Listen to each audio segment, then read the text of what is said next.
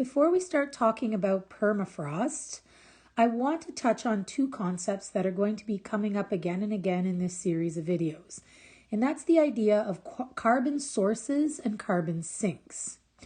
So when we look at all of the energy resources that we kind of get from lithosphere, hydrosphere, atmosphere, we're looking at them in terms of the amount of greenhouse gases that they release. And the two main greenhouse gases that we're going to be talking about are carbon dioxide, so CO2, and methane, CH4. The most prominent of the greenhouse gases is carbon dioxide, but methane is a much more potent greenhouse gas. So we're going to be touching on that too. So when we refer to the idea of a carbon source, okay, so source being the key word here. A source is where it comes from, okay? And then that source ends up being released into the atmosphere. So sources are usually referred to as bad for the global carbon dioxide levels in the atmosphere. So a source ends up being an emitter of CO2. It releases CO2 or CH4 or any form of carbon into the atmosphere. On the other hand, the opposite of that is known as a carbon sink. Okay, so I like to think of that as kind of like a sink is something that you can put stuff in, usually dishes or water, but it is a holding kind of facility. All right, it's something that can hold on to stuff. It can store it, and that's exactly what a carbon sink is. It's any kind of occurrence or substance that is going to trap or hold on to or use carbon. And that's good because as sinks use the carbon, they prevent it from being released into the atmosphere, therefore not adding any more greenhouse gases to our atmosphere. So these two concepts become really important when we start to look at things like permafrost. Okay, so we know what the lithosphere is comprised of. The lithosphere is essentially the Earth's crust on the planet. So the Earth's crust is this brown portion right here, okay? And it basically goes around the entire planet, even under the oceans. And the lithosphere also is comprised of the upper mantle. So the mantle itself is actually quite wide. The mantle is a liquid portion of the actual solid planet. And it's liquid because it's so hot. Okay, so that upper mantle is this part that's closest to the crust. It's magma that's either cooling, okay, or rock that's not as hot and molten or liquidy as rock that's closer to the core, which is at the center. All right. So when we talk about permafrost is frozen ground, and it's ground that remains frozen for a minimum of 2 years. But the vast majority of permafrost in Canada has been frozen for a lot longer than that. If we look at the map here, we see that anything in a shade of blue is permafrost.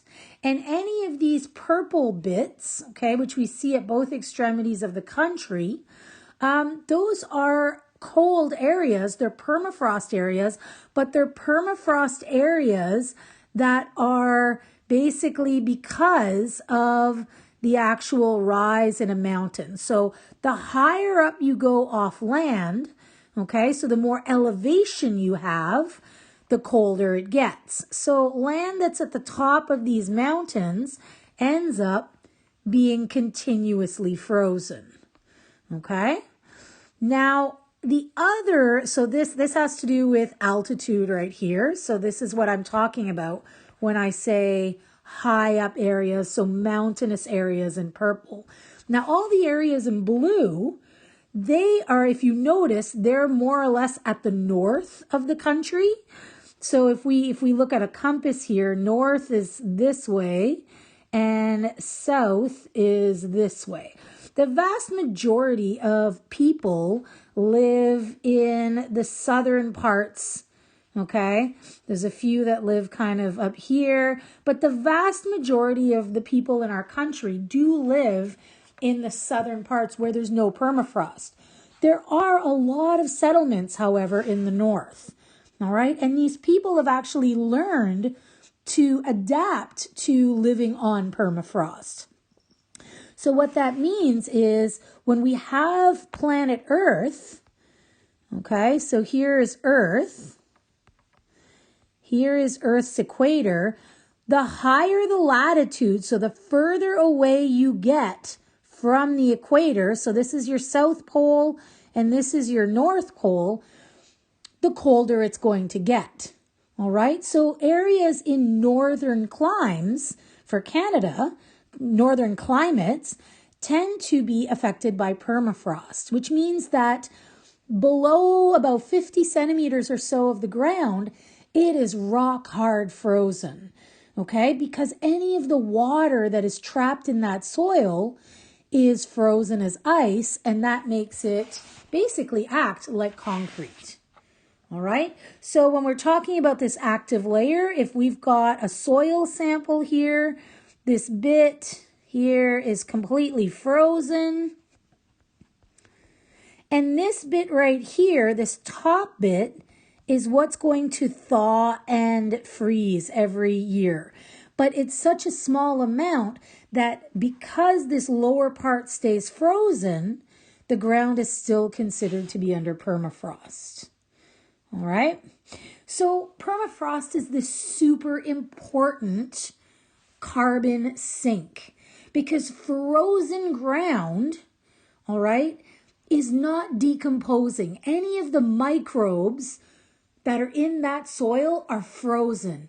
Any of the actual once living, organisms that died because of being frozen, well, they're not actually decomposing. And we know that all living things are made of carbon. So if those living things die, the carbon that's in them is actually going to stay in the permafrost. And this is why permafrost on the planet is really great, because it acts as a really important carbon sink. Okay? So the big key takeaway here is cold permafrost or frozen permafrost, okay, traps carbon.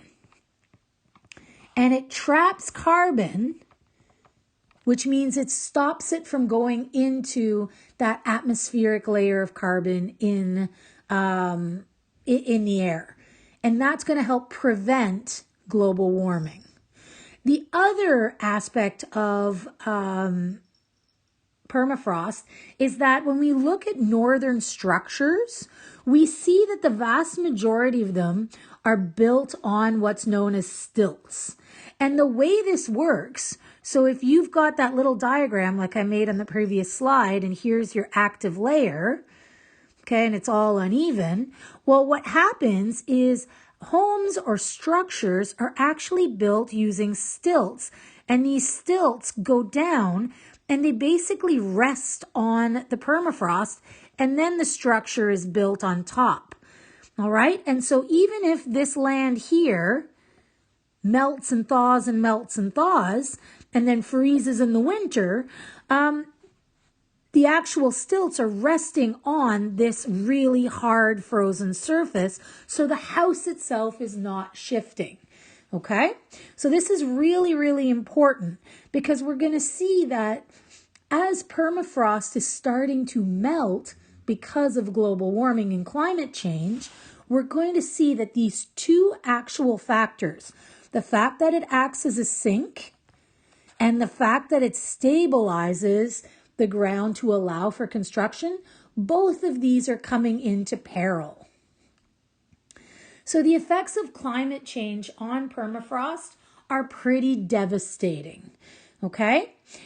Number one, we're seeing a very, very big increase in CO2 levels because of melting permafrost. And we're going to touch on that. But we're also seeing a really negative impact on northern climate infrastructure. So that means things like buildings and roads, train tracks, all kinds of stuff that's built on frozen ground. Well, when that ground's not frozen anymore, okay, like your video explaining it said, the water, that frozen water that acted as cement is now liquid and it's not there anymore. It's sinking into the ground. So that's causing a lot of basically lack of sturdy or structure in that ground. So these trees are a really good example of that. These are known as drunken trees, okay? And they're all lopsided because more and more of the ground that they're underneath is actually thawing, and it's causing the ground to displace, and it's causing their root structures to actually shift. So the trees kind of look like they're falling down. Okay, this is an example of that thawing ground. Another example here is that ground is collapsing, because if you have a solid piece of ground here with your active layer, and if all this is ice and that ice melts, okay, well, that water that was there is going to basically trickle down, and it's going to cause the ground to actually collapse on itself and give way, which is what's happening here. This leads to things like mudslides. Okay, so this is actually a mudslide. And mudslides can be dangerous because they can block off waterways. If any communities are in the way, it can actually bury communities. It can be dangerous for habitat, for feeding grounds for animals, all kinds of things. So let's look at the two problems of melting permafrost. Okay, so that first one, and the one that we're really, really worried about around the planet, is how melting permafrost is going to impact CO2 levels in the atmosphere. Okay, so world carbon levels. So remember, we said that permafrost, anything that was living in that soil from a long time ago, is frozen solid. So case in point, you go to the grocery store, like some of your parents have probably done recently. You've probably stocked up on some stuff, things like different kinds of meat, okay, or prepared dishes that you don't want them to go bad, so you put them in the deep freeze or the freezer. And by doing that, you're preventing them from breaking down. You're preventing the microorganisms from decomposing that food, all right? And the same thing is happening in permafrost. As permafrost is frozen, organisms cannot break down. But as soon as that temperature is reached where the ground is no longer staying frozen, these dead organisms, or these frozen and thawing organisms, start to be broken down by microbes. Bacteria, funguses, insects, all kinds of stuff. And as the breakdown or the decomposition of this is happening, it releases huge amounts of methane, so CH4, and CO2. Okay? Two really important greenhouse gases. This means that permafrost goes from being a source. So it basically goes from being a source or being a sink, to being a source. So it goes from being a sink, which is great, to being a source, which is very dangerous. Even to the point that some scientists are saying that once permafrost starts to actually thaw, we may never get to a temperature again where it can freeze, meaning that tremendous amounts of CO2 will be added to the atmosphere. And that's going to actually kind of create this negative loop where, because the atmosphere is getting warmer, more permafrost is going to thaw, causing more carbon to go into the atmosphere. Okay, so we want to try and prevent this. The other issue with melting permafrost is how it negatively impacts infrastructure. Okay, so things like building collapses because the active layer is becoming thicker and thicker, roads are falling apart, train tracks are warping to the point that trains cannot pass. So much so that a community in Manitoba a few years ago actually was cut off from receiving supplies because their train tracks had warped so much because of thawing permafrost.